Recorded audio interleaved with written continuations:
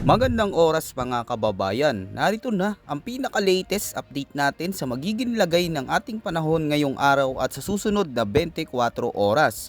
Mas lalo pang lumakas at naglandfall na si Bagyong Verbena sa Bayabas, Surigao del Sur habang kumikilos pa west-northwestward. Alamin natin ang pinakabagong update sa bagyong ito at ang mga lugar na dadaanan nito.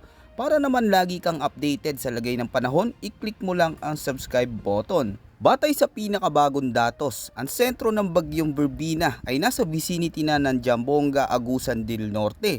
Sa ngayon, taglay na ni Verbena ang maximum sustained winds na umaabot sa 55 km per hour malapit sa gitna at may bugso na umaabot sa 85 km per hour. Sa kasalukuyan, patuloy na kumikilos ito pa west-northwestward sa bilis na 30 km per hour. Sa sirkulasyon nito, umaabot na ngayon hanggang 300 kilometers ang lawak nito mula sa sentro. Ibig sabihin, kahit ang mga rehiyon na malayo mula sa sentro ng bagyo ay maaari pa ring makaranas ng malakas na hangin at malalakas na bugso ng ulan. Dahil dito nakataas na ang Tropical Cyclone Wind Signal number 1 sa maraming lugar na makakaranas ng strong wind sa loob ng 36 hours. Saklaw nito ang Occidental Mindoro, Oriental Mindoro, Romblon at ang Hilaga at gitnang bahagi ng Palawan. Kasama rin dito ang Calamian Group of Islands, Cuyo Islands at Cagayan Silio Islands. Sa Visayas, kabilang dito ang Antique, Aklan, Capiz, Iloilo, Guimaras, gayon din sa Negros Occidental, Negros Oriental, Siquijor, Cebu, Bohol, Samar, gayon din sa Eastern Samar, Biliran, Leyte at Southern Leyte. Samantala sa Mindanao, saklaw nito ang Dinagat Islands, Surigao del Norte, Surigao del Sur, Agusan del Norte, Agusan del Sur, Camiguin, maging ang Misamis Oriental at ang hilagang bahagi ng Bukidnon. Kasama rin ang hilagang bahagi ng Misamis Occidental at ang hilagang bahagi ng Zamboanga del Norte. Sa ilalim ng signal number 1, mararanasan ang 39 hanggang 61 kilometers na hangin at maaari pa rin magdulot ng minor to moderate na impact sa buhay at ari-arian.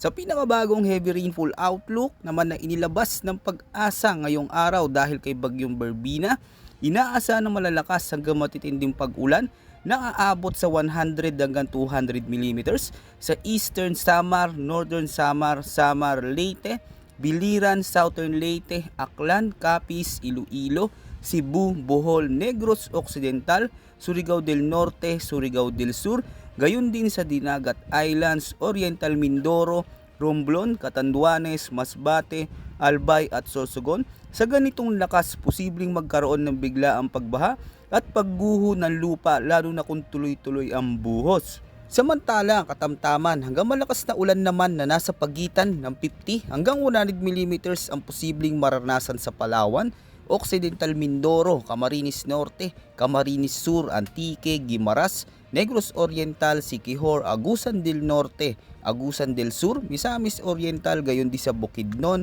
Lanao del Norte, Misamis Occidental at Camiguin. Bagamat hindi kasintindi, sapat pa rin ang ulan para magdulot ng mga pag-apaw ng sapa at pagbabad ng lupa. Pagsapit naman ng Wednesday, November 26, lilipat ang pinakamabigat na ulan sa may kanlurang bahagi ng bansa na aabot sa 100 to 200 mm. Sa Palawan, Romblon, Oriental Mindoro, Occidental Mindoro, Batangas, Capiz, Aklan at Antique, habang patuloy na dumadaan ang malawak na rain bands ng bagyo. Kasunod nito, katamtaman hanggang malakas na ulan naman na nasa 50 hanggang 100 mm ang mararanasan sa Marinduque, Albay, Sorsogon, Masbate, Catanduanes, Camarines Norte, Camarines Sur, Northern Samar, Samar, Eastern Samar, gayon din sa Biliran, Leyte, Cebu, Bohol, Negros Oriental, Negros Occidental, Siquijor, Iloilo at Guimaras. Dapat din tandaan na mas mataas pa ang posibleng rainfall sa mga bundok at matataas na lugar dahil dito kadalasang bumibigat ang ulan at dahil marami sa mga lugar na ito ang nakakaranas ng mga pag-ulan nitong nakarang araw, mas mabilis pang tataas ang baha dahil basa na ang lupa at puno na ang mga daluyan. Ayon naman sa latest track in intensity outlook, mahalagang tandaan na hindi lang ang mismong dadaanan ng sentro ng bagyo ang makakaranas ng malalakas na hangin at malalakas na ulan. Kahit nasa labas ka ng forecast track o forecast cone, Posible pa rin ang matitinding epekto dahil sa malawak na rain bands at lakas ng hangin kaakibat ng sistema. Sa kasalukuyang track forecast, inaasahan tatawid si Birbina sa Caraga region ngayong gabi hanggang late evening bago bumilis ang kanyang galaw at tatawid sa Visayas at hilagang bahagi ng Palawan sa mga susunod na oras hanggang bukas ng gabi. Pagkatapos nitong tumawid ng lupa, lalabas ito sa West Philippine Sea pagsapit ng Miyerkules ng umaga, November 26 at lilihis pa kanluran, dadaang bahagya sa hilaga ng Kalayaan Islands bago tuluyang lumabas ng Philippine Area of Responsibility sa Huwebes, November 27. Tungkol naman sa lakas nito, may posibilidad na bahagyang lumakas si Birbina bago ang kanyang landfall, ngunit kapag tumawid ito ng Visayas, malaki ang tsansang manatili itong tropical depression. Paglapit naman nito sa Northern Palawan at o paglabas nito sa West Philippine Sea, maaari itong umangat sa tropical storm category. At habang naglalakbay ito sa gitna ng West Philippine Sea, posible pa itong umabot hanggang severe tropical storm category, partikular sa bahagi sa hilaga ng Kalayaan Islands. Para naman sa lagay at kondisyon ng karagatan, sa ngayon may umiiral na gale warning sa hilagang baybayin ng Northern Luzon, kaya inaasahan ng mga alon na mabilis lumalaki at lubhang mapanganib sa paglalayag. Sa seaboard ng Batanes, Cagayan at Ilocos Region, asahan ang napakagaspang o very rough seas na posibleng umabot ang taas ng alon hanggang 4.5 meters. Dahil dito, lubhang delikado ang paglalayag para sa lahat ng uri at laki ng sasakyang pandagat. Kung nasa pier pa, huwag nang pumalaot at kung sakaling nasa laot na ngayon, humanap agad ng masisilungan o ligtas na daungan habang hindi pa humuhupa ang hangin at alon. Sa iba pang bahagi ng bansa, narito ang mga baybayin na makakaranas pa rin ng magagaspang na dagat.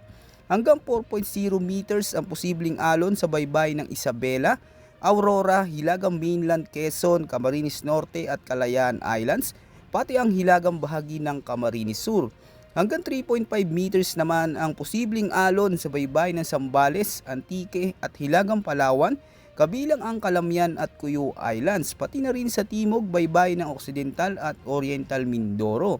Samantala hanggang 3 meters naman ang posibleng taas ng alon sa Lubang Islands at Surigao del Sur, kasama ang silangang baybayin ng natitirang bahagi ng Quezon, Camarines Sur at Davao Oriental, pati na rin ang kanlurang baybayin ng Occidental Mindoro at ang iba pang bahagi ng Catanduanes. Sa ganitong mga kondisyon, lubhang mapanganib para sa maliliit na bangka at iba pang small sea crabs ang pumalaot. Narito naman ang ilang mahalagang safety reminders para sa inyong kaligtasan mga kababayan. Sa Northern at Central Luzon, lalo na yung mga nasa malalapit sa baybayin, manatiling updated sa gale warning dahil patuloy ang pagtaas ng alon. Iwasan munang pumalaot lalo na kung gumagamit ng maliliit na bangka. Sa mga nasa Cordillera at Ilocos Region, mag-ingat sa posibleng pagbaha at landslide dahil mabilis mamuo ang ulan sa kabundukan. Sa Southern Luzon, kabilang ang Bicol Region at Mimaropa, bantayan ang mga ilog at mababang lugar. Kung may pag-ulan sa nasunod-sunod at hindi humihinto, agad nang umiwas sa mga lugar na maaaring bahain. Huwag nang hintayin pang tumaas ang tubig bago kumilos. Sa Eastern Visayas na madalas tamaan ng unang bugso ng ulan mula sa ganitong sistema, bantayan ang biglaang pagbaha lalo na sa Samar at Leyte areas. Kung may rumaragas ang tubig mula sa kabundukan, iwasan ang pagtawid sa anumang ilog o sapa. Sa Central Visayas tulad ng Cebu, Bohol at Negros, siguraduhin naka-charge ang cellphone, may backup na ilaw at may nakahandang go bag. Sa Western Visayas naman, lalo na sa Aklan, Antique at Capiz, maging alerto sa storm surge o abnormal na pagtaas ng tubig dagat kung malapit sa baybayin. Sa Caraga at Northern Mindanao, dahil madalas na unang nararamdaman ng ulan at hangin sa bahaging ito, doblehin ang pag-iingat kung malapit sa landslide prone areas, iwasan muna ang pagtigil o pagdaan dito. Samantala sa Zamboanga Peninsula, bantayan ang mga ilog na madaling umapaw. Huwag maghintay ng gabi bago mag-evacuate kung kinakailangan. At sa Davao Region, lalo na sa silangang baybayin, asahan ang pagtaas ng alon. Iwasan muna ang panghingisda at paglalayag hanggat hindi bumababa ang sea conditions. Magandang paalala din na isecure na ang bubong, bintana at anumang gamit sa labas na maaring liparin ng hangin. Mag-ingat sa mga live wires o gumuguhong lupa at iwasan ang paglapit. Patuloy kami magbabantay at maghahatid ng malinaw, mabilis at tumpak na impormasyon habang kumikilos pa si Bagyong Berbina sa mga susunod na oras. Maraming salamat sa inyong pagtutok mga kababayan at palagi po tayong mag-ingat ngayong sunod-sunod na pag-ulan.